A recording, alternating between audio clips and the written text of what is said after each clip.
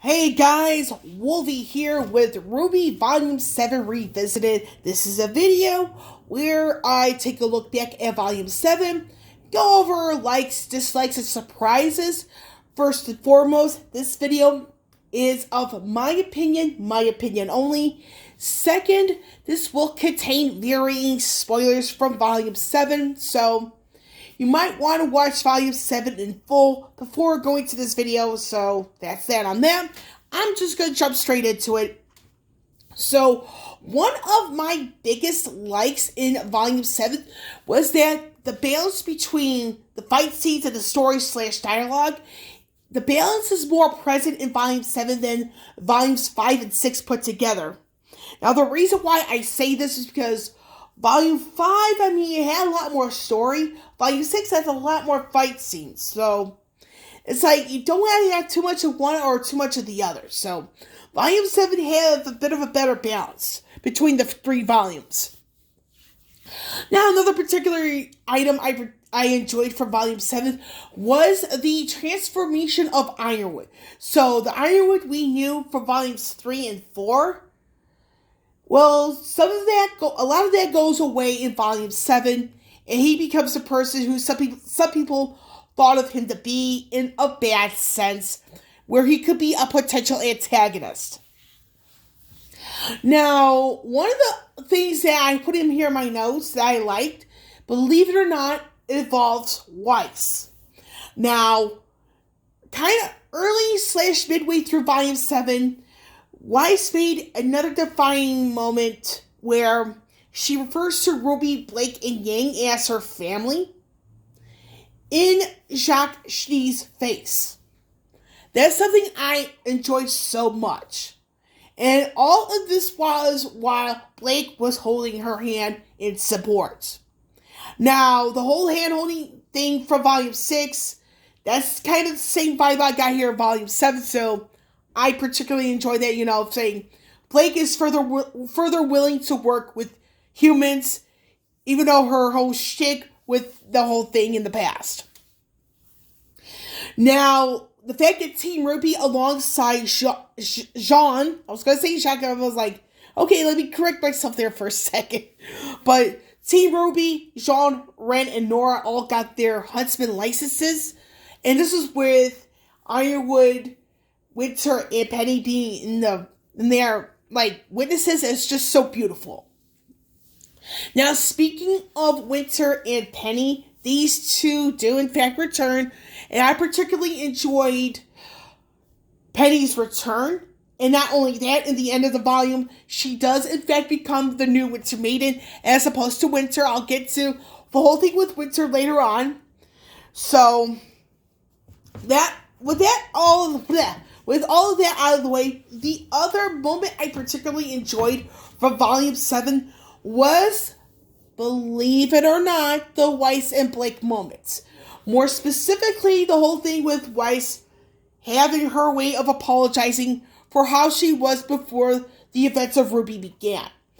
And the fact that Blake placed her hand on Weiss's shoulders is like, Blake knew that Weiss is in fact being sincere, and it made Blake realize that not everybody whose last name is Schnee is the same person. So, the character development for Weiss and a bit more in the ways here, Blake a little bit, I particularly enjoyed that. Now, to be fair, I got some dislikes here, but that comes with the territory. So, one of the biggest dislikes I had for Volume 7 was that varying aspects of the plot was all over the place. Sometimes I didn't know what was going on. I'm like, are we trying to figure out the whole thing with the Atlas Relic, or the Schnee Dust Company, or Ironwood? What's going on? That's the entire vibe I got from several parts of this particular volume. And I just felt out of place. Now, I'm going to take a pause of this video because I got to get a drink so that my throat doesn't get dry. So I will be right back. I am back. Like I said, this is in the dislike section. So the whole thing with the plot being all over the place, scatterbrain-like, I'm like, I just couldn't follow what was going on at times. Now, some people on Twitter alongside YouTube, but it needs to be said, some people on YouTube and Twitter mentioning how RWBY's getting a little bit more political, and to an extent, I actually agree, because if you're talking about varying TV shows, the only time it should be deemed 1 cent is if it's introduced that way. Now, with RWBY becoming a little bit more political, and this is something I didn't see in the first volumes, in the first few volumes, it's like, I'm not really liking this whole vibe. And until Volume 8 shows up, that's kind of where I stand on the point. So I do feel that RWBY is getting a little bit political, but it's kind of early to tell for sure. Now, varying aspects of the show, again, this is kind of the whole thing with Twitter and YouTube, where some people felt that certain things are being forced upon the viewership. Now, this is something I agree with, but it comes down to individual interpretation. Now, some stuff is being shoved in the face. I'm like, okay, is that really necessary? But I'm not the writers of the show, so it's really something that I can't really say. And then one of the dislikes that really kind of turned me off was having Penny's memories from before the Vital Tournament intact in Volume 7. That was something I'm like, was that absolutely necessary? And it wasn't. Now, with all of that out of the way, we're going to get into the surprises of Volume 7. The biggest surprise was Winter not becoming the new Winter Maiden. And the fact that Penny became the new Winter Maiden instead of Winter, I felt that made sense. Because you're looking at the way that Winter is becoming as a person, becoming a little bit like Ironwood. It's like you're talking about a tale of two different people. Where when one person changes, they become something close to what they don't want to be. And then you have another person where their changes becoming the person who they truly wish to be. And the fact that Penny became the Winter Maiden instead of Winter, I felt that was the right call. Because you're talking about Winter valuing life, protecting life, and Winter more than willing to throw hers away. And yeah, that was really surprising, with the development. And like I said, for Winter not becoming the new Winter Maiden, that makes 100% sense. Now, the whole thing with Willow, I kind of forgot to mention this in the dislikes, but I kind of alluded to it a little bit. But the fact that Willow being introduced in Volume 7, and the fact that it further goes into that whole plot being kind of scatterbrained, I'm like, I kind of felt she was out of place. But the fact that the whole thing with Willow and her role in Volume 7, I'm like, okay, it's the whole thing with Willow and what she did by having Shang-Chi finally getting arrested. I was like, okay, it's a bit of a surprise, but for a good reason. Now, another surprise was the Aesops. And the reason why I put this under a surprise is because it's like, it was too hard for me to make a call of, are they a like or are they a dislike? So they're a surprise. And what even surprised me even further, that Clover died, and Clover was the leader of the Aesops. And the whole thing with his death resulting in Crow going to jail. It's like, okay, I can see where this is going.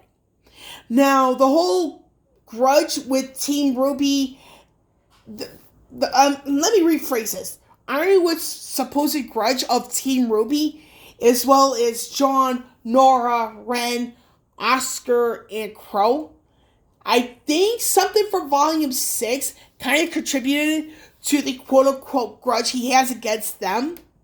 And the reason why I say this is because towards the end of the volume, they're on the wanted list.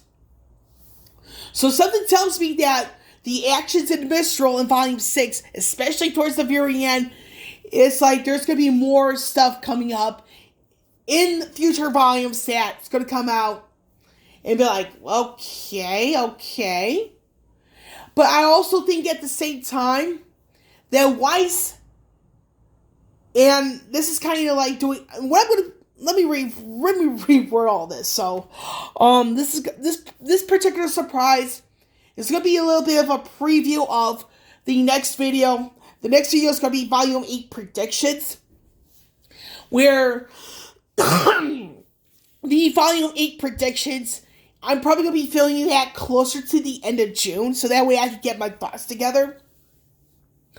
So, with this particular surprise, comes towards the end of Volume 7, where RWBY somehow has on the wanted list all of Team RWBY, Jean, Nora, Ren, Oscar, and Crow. Now, with Crow being sent to prison, and Oscar being quote-unquote shot at, I think we're going to get the events of the end of Volume 6 being seen in a different light. And I think that's the grudge that everyone has against them. But I think Weiss also has a card against RWBY and what she knew from Volume 4. So I think Volumes 4 and 6 are going to come into light in Volume 8.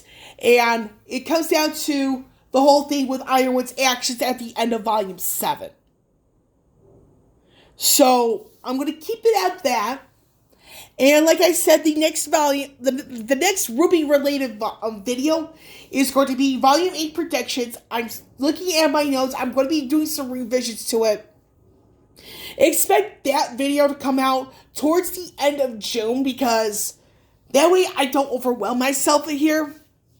But to do a bit of a recap, and before I sign off, one last surprise was actually the Renora kiss, because there are people who are Bumblebee shippers who were expecting Blake and Yang.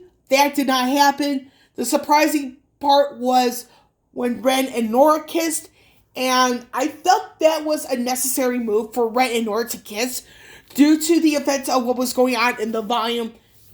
They had certain things set in motion that way. So, with that, just do a quick recap here. So one of the major likes here was, Evolved Weiss. Some of it being with the team, some of it being with Blake. A major dislike being the plot for Volume 7 being all over the place. You don't really know what was going on. And one of the surprises being Renora. That's the shipper. I do not ship Ren and Nora, by the way. So their kiss and the whole thing with Penny, that was a big surprise. And with Volume 8, what I think is going to happen, I'm going to elaborate this further when I get to the predictions. I think we're going to get a little bit more on Winter and Ironwood. More so, Ironwood, what's going to happen to him. Winter, what's going to happen to her.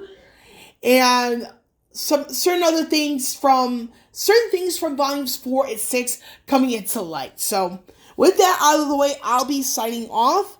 And Wolvie here. We'll catch you all on the flip side.